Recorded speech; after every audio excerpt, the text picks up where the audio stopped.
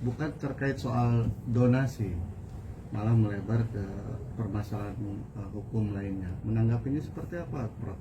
Lihat permasalahan ini sendiri. Seorang advokat itu berwenang sejauh apa yang dikuasakan kepadanya. Jadi saya tentu belum pernah lihat kuasa yang bersangkutan. Apa isi kewenangannya, katakanlah begitu. Jadi kalau kewenangannya terkait dengan misalnya dalam rangka untuk menyelesaikan masalah-masalah hukum yang timbul karena banyaknya pemberitaan miring terhadap yang bersangkutan, ya tentu itu saja yang bisa dia urus. Kan begitu? Karena khusus untuk itu. Tapi misalnya kalau dikuasakan untuk melakukan langkah-langkah hukum agar dana yang ada pada yayasan itu dapat ditarik menjadi dalam kekuasaan atau dalam pada diri si Agus, ya tentu dia bisa melakukan langkah-langkah hukum untuk itu. Jadi sangat tergantung dari kuasanya dalam rangka untuk apa. Gitu ya. Kalau tidak termasuk untuk mengurus dana itu, ya dia tidak boleh bertindak berkenaan dengan hal itu. Prof, kalimat apakah dalam yang dilontarkan seseorang untuk menggambarkan jati diri seseorang itu yang dikategorikan bisa merendahkan gitu, termasuk bisa ada unsur hukumnya gak, Prof?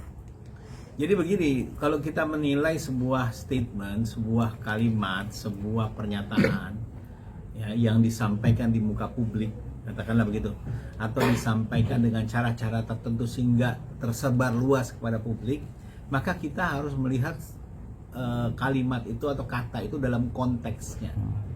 Dalam konteksnya apa? Jadi kita tidak bisa menilai atau melihat atau memberikan analisis terkait cuma sepotong kata apakah. Konteksnya digunakan untuk apa? Dalam kalimat apa itu disampaikan? Dan begitu.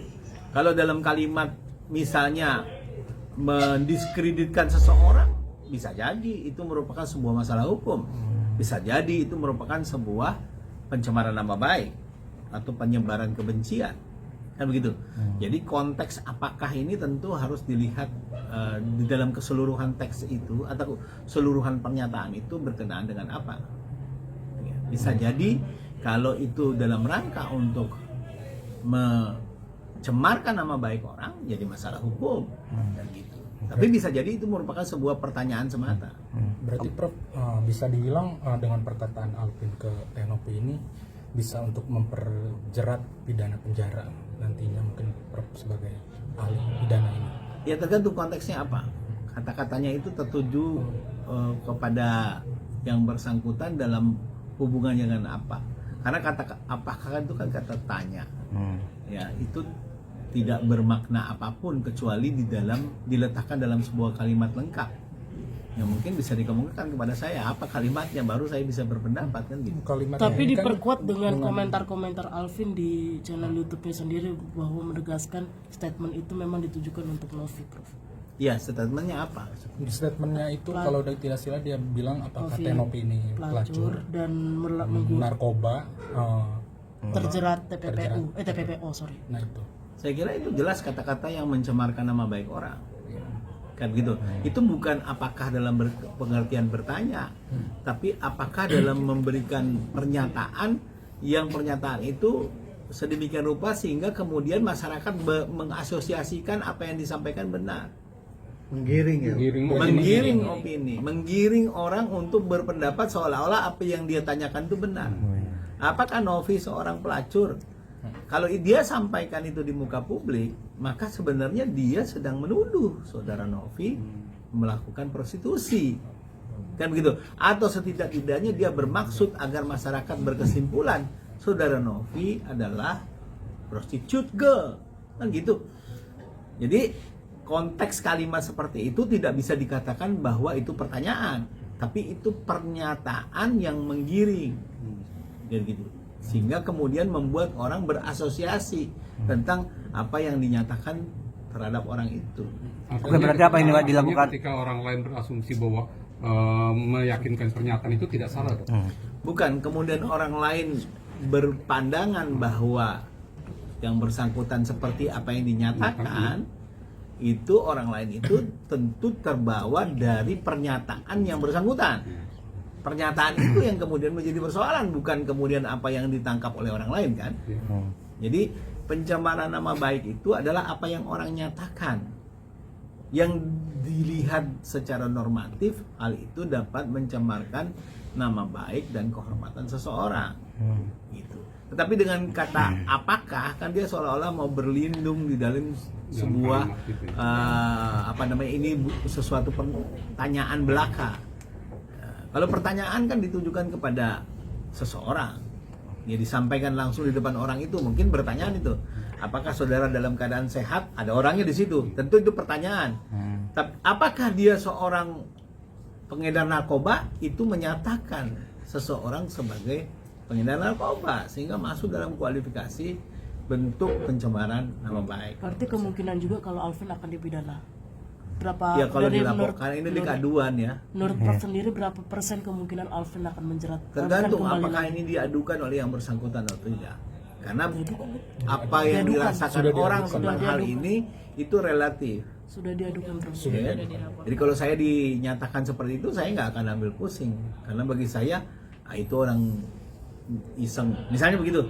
Tetapi orang lain bisa jadi itu merupakan sesuatu yang menyinggung dia, maka dia membuat pengaduan. Karena ini delik aduan toh. Nah, makanya kalau ini diadukan, saya berkeyakinan bahwa ini akan menjadi suatu kasus hukum dan yang bersangkutan akan dimintai tanggung jawab hukum atas pernyataan itu. Oke, berarti bisa bilang bisa dijerat pidana ya, Prof? Ya, kalau yang paling relevan adalah ini suatu bentuk pencemaran nama baik. Izin Prof, perihal hak imunitas yang melekat pada seorang lawyer. Nah, dalam pandangan Profesor, apakah seorang lawyer bisa menyatakan hal-hal di luar konteks ataupun seperti tadi, apakah Novi seorang prostitution girl itu? Ya, advokat itu memiliki imunitas sejauh pernyataannya itu disampaikan dengan etikat baik dalam rangka pembelaan kliennya di dalam maupun di luar pengadilan. Jadi problemnya adalah apakah dilandasi oleh etikat baik atau tidak. Kayak begitu. Kira-kira orang yang punya etikat baik nggak ngomong di muka publik tanpa hadirnya orang itu? Kalau saya menganggap bukan orang yang beretikat baik gitu. Saudara semua ini punya etikat baik. Datang ke sini bertanya kepada saya menjelaskan. Kalau orang bikin kalimat tanya di muka publik, orang yang nggak ada, kira-kira dia bermaksud bertanya kepada orang itu apa mau menyatakan terhadap keadaan orang itu? Serangan. Saya kira itu suatu bentuk serangan terhadap kehormatan dan nama baik orang gitu. Jadi itu tidak termasuk satu hal yang dapat dilindungi berdasarkan undang-undang advokat. Gitu. Jadi kalau dia dikasih kuasa oleh saudara Agus untuk menyelesaikan kasus-kasus ataupun pernyataan-pernyataan pihak lain yang memojokkan posisi Agus berkenaan dalam hal ini, ya dia bukan membuat statement di media atau membuat pernyataan yang diupload di media sosial. Dia datang ke kantor polisi, dia somasi orang itu, dia gugat ke pengadilan. Itulah pekerjaan advokat kan? Itu mensomasi, melaporkan polisi, menggugat ke pengadilan, itu yang dikerjakan advokat mestinya. Bukan bikin video lalu disebarkan di media sosial. Saya kira itu pekerjaan influencer.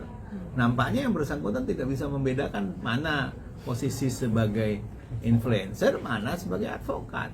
Nah, ini yang menyebabkan kemudian timbul masalah.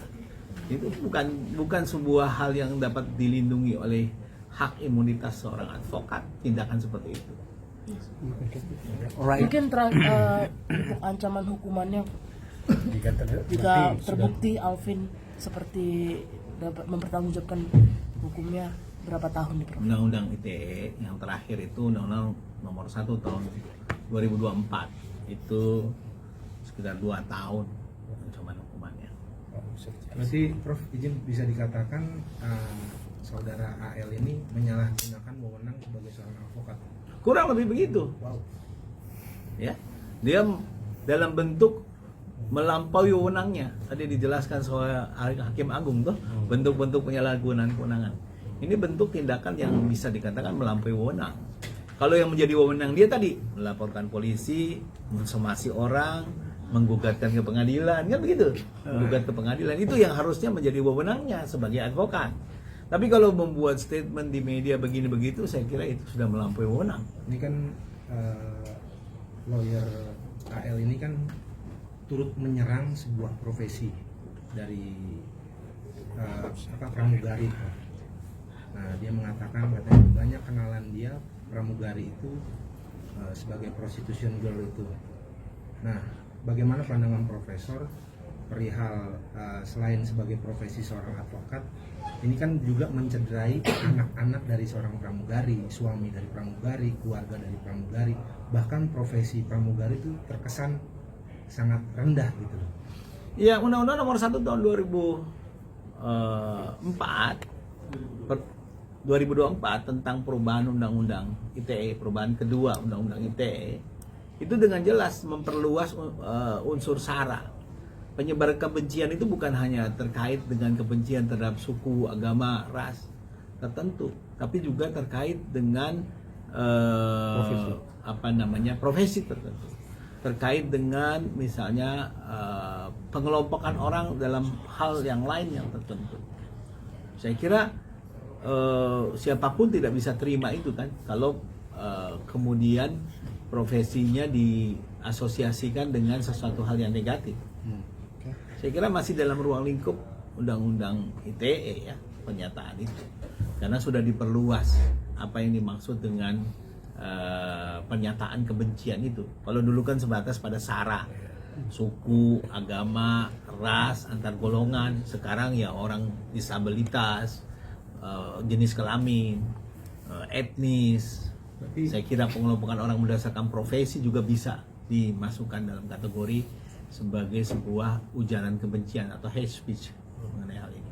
Berarti bisa dikatakan kalau jika ada asosiasi pramugari pun bisa turut melaporkan saudara pengacara. Sangat mungkin, ya, sangat mungkin.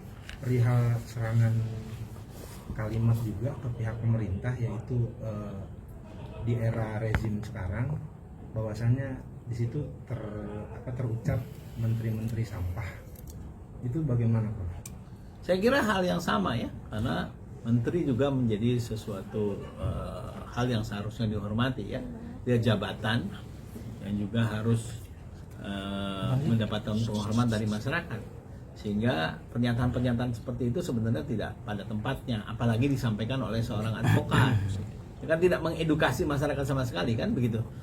Ya, jadi menurut saya hal-hal seperti itu bisa dipersoalkan secara hukum.